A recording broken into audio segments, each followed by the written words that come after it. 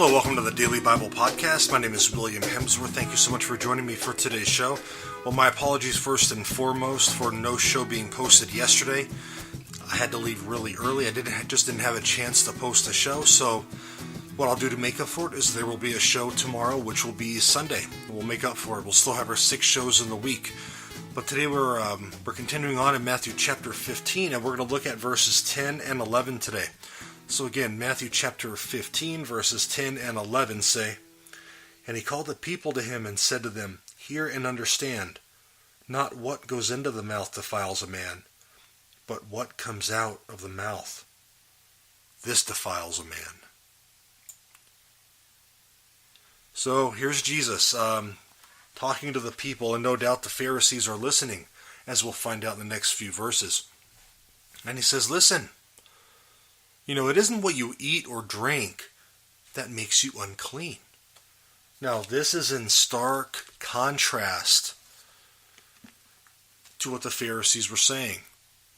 You see, in the Old Testament, there are specific things, especially in the book of Leviticus, that God said people were not allowed to eat and not allowed to drink.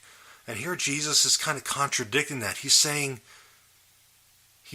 look, it's not what you eat or drink that makes you unclean. It's what you think. It's what you say. Basically, it's how you act. How are you living your life? Are you living that life that's changed by God? You see, proving what we eat or drink does not change how we stand before God. It's that converted and contrite heart that does that. So it's very interesting. So Jesus is, like I said, he's referring to the Jewish regulations here. The statement offended the Pharisees because they were very concerned about what people ate and what they drank, and they called people out on it. Put them down, etc., etc., etc. So Jesus came to establish the new covenant. And so this is kind of a foretaste of that. So how are we living? Do we say that we're Christians, but our lives don't show it? It's kind of what Jesus is calling us to task here.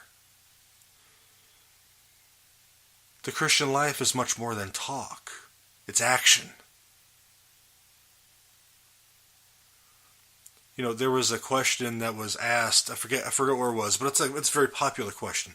If you were arrested for being a Christian, would there be enough evidence to convict you? So I think that's food for thought for all of us today. God bless you. Thank you for joining me on the Daily Bible Podcast. Like I said, since there was no show yesterday, I'll have a show on tomorrow, which will be Sunday. So God bless you. Thank you for joining me. Have a great day. God bless.